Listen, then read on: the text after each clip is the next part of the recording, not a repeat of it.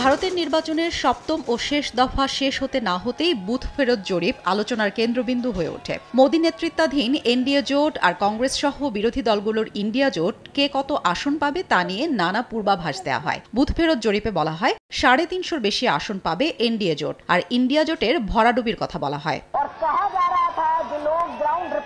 তবে মঙ্গলবার ভোট গণনার কয়েক ঘন্টার মধ্যেই বাস্তব চিত্র ভিন্ন হতে শুরু করে। গত কয়েক ঘন্টার তথ্য অনুযায়ী বিজেপি নেতৃত্বাধীন এনডিএ জোট এগিয়ে রয়েছে 290-টির বেশি আসনে, আর বিরোধী ইন্ডিয়া জোট এগিয়ে 225-টির বেশি আসনে।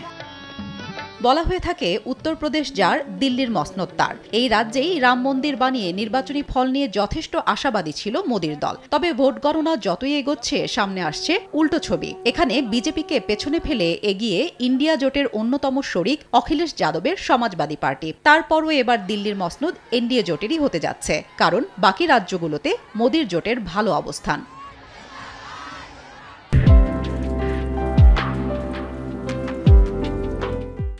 তবে উত্তরপ্রদেশে ইন্ডিয়া জোট এগিয়ে থাকলেও মধ্যপ্রদেশ, কর্ণাটক, গুজরাট, বিহার, রাজস্থান, ওড়িশা, তেলেঙ্গানা, আসাম, ঝাড়খণ্ড, ছত্তিশগড়, দিল্লি, জম্মু কাশ্মীর, উত্তরাখণ্ড, হিমাচল প্রদেশ, অরুণাচল প্রদেশ, দাদরা ও নাগর হাভেলিতে বিজেপি এগিয়ে রয়েছে।